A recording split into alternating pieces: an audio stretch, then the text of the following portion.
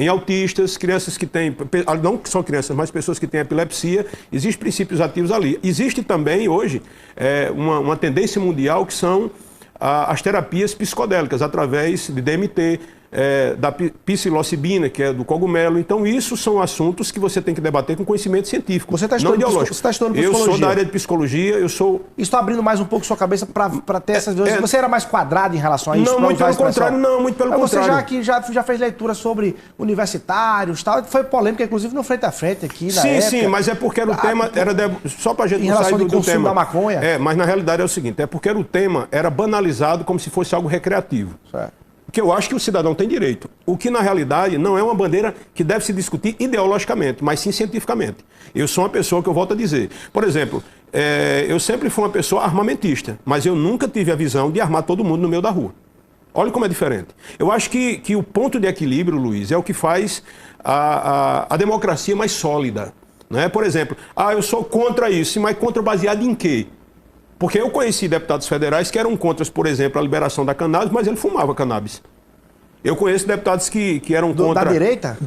Da direita, a boa parte deles utilizam cannabis. O próprio Eduardo Bolsonaro. Isso é conhecido, isso aí não adianta ninguém se espantar. Só que isso... Para usar a expressão aqui, você está dizendo que Eduardo Bolsonaro fuma maconha. O nome correto seria cannabis, né? Não, mas como eu estou falando, eu não levo por esse lado. Eu falo do tempo científico. E ele usava isso aí, qual o problema disso? Nenhum. A mesma forma que alguém tem o direito de se conectar, por exemplo, de forma mais espiritual com seu cannabis, ou com seu cogumelo, com seu DMT, a pessoa pode tomar seu uísque se quiser em casa, qual o problema? Né? Agora, as pessoas querem levar um tema desse como uma questão ideológica. Vamos aqui para a questão do aborto. O aborto é uma tragédia social. Quem é que é a favor disso? Você é a favor de... Quem é a favor de aborto? Só um maluco é a favor de aborto. Agora, é um problema de saúde pública. Marginalizar uma mãe que não tem condições de ter acesso, uma filha de um político, uma filha de alguém com dinheiro, se tiver uma gravidez indesejada, nós sabemos para onde é que ela vai. Ela não vai ficar a mercê de uma... Então, assim, isso é um assunto para se debater, ninguém é a favor. Eu jamais seria a favor disso. Agora, a vida daquela que não tem acesso, isso tem que ser discutido de forma não ideológica, mas científica e social. Isso é uma coisa normal, isso ninguém precisa ser de esquerda não, basta ser humano.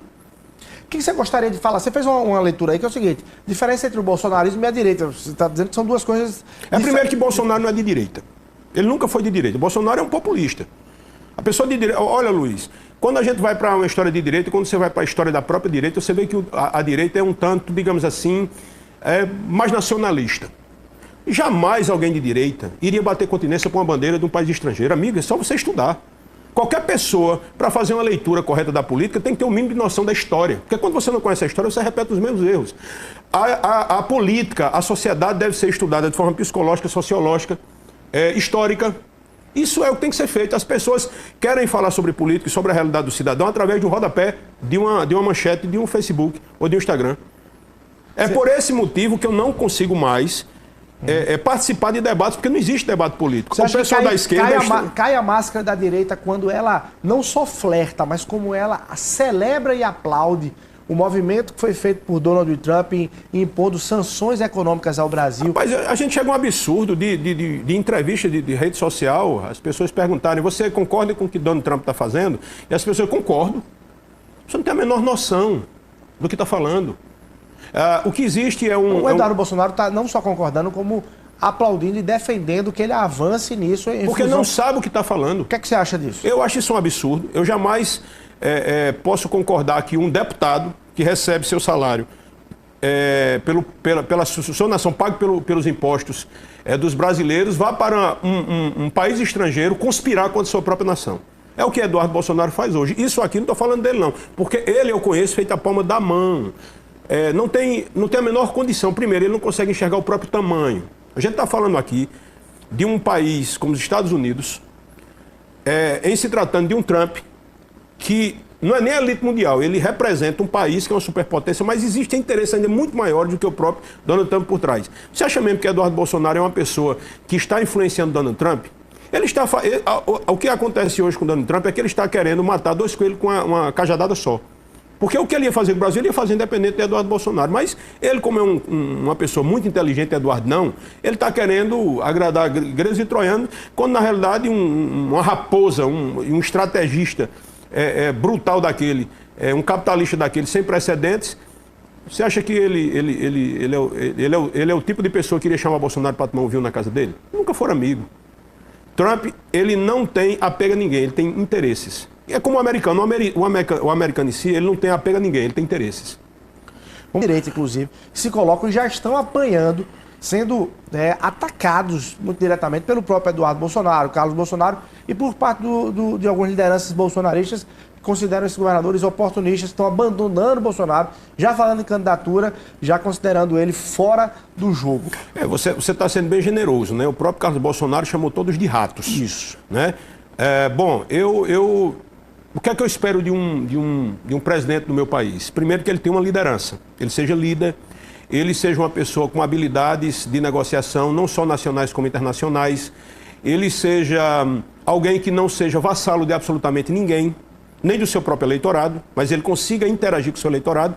E, para mim, nenhum candidato da direita, dos que se dizem de direita, que flertam com a direita, na minha opinião, o que eu vejo com maiores resultados, mas um dos mais desconhecidos é o Ratinho Júnior. Embora eu tenha um nome muito mais, que eu considero muito mais competente do que ele hoje para suceder Lula. O que eu acho também é que eu não tenho dúvidas que Lula ele vencerá esse pleito. Ponto.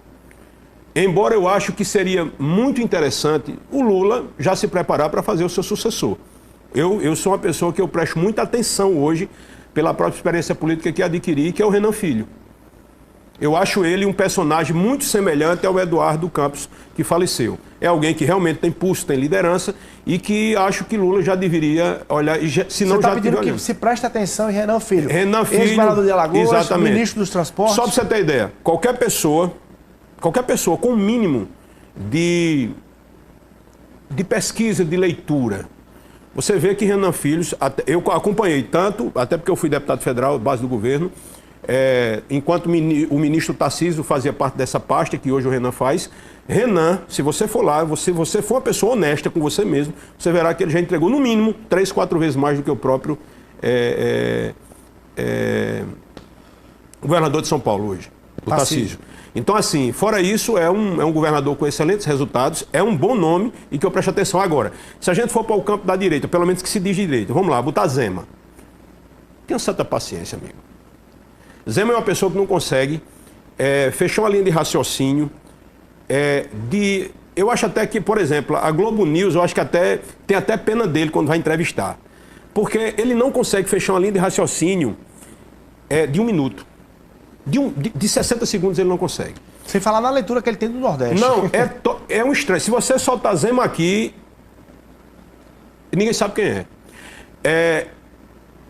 Eu recebo muita informação, principalmente pela rede social. Diz que é um péssimo governador de Minas Gerais. E a gente está falando de um estado que veio Juscelino Kubitschek, veio Itamar Franco, veio Tancredo Neves, aí sai um Zema. Mas beleza. A gente vai para Tarcísio. Tarcísio, segundo a filosofia, viu, Luiz? Depois que se concebe algo, o resto é cópia. Então, se eu fizer uma cadeira, vem outro tipo de cadeira, tudo é cópia da primeira impressão. Isso é o que a filosofia diz. Se Bolsonaro é o resultado que a cópia dele, que é o Tarcísio, uma cópia meio, não muito cópia, alguém que quer fazer um personagem como Bolsonaro, embora o Bolsonaro seja realmente uma liderança, ainda que controversa, polêmica, desajustada, ele é uma liderança, fato.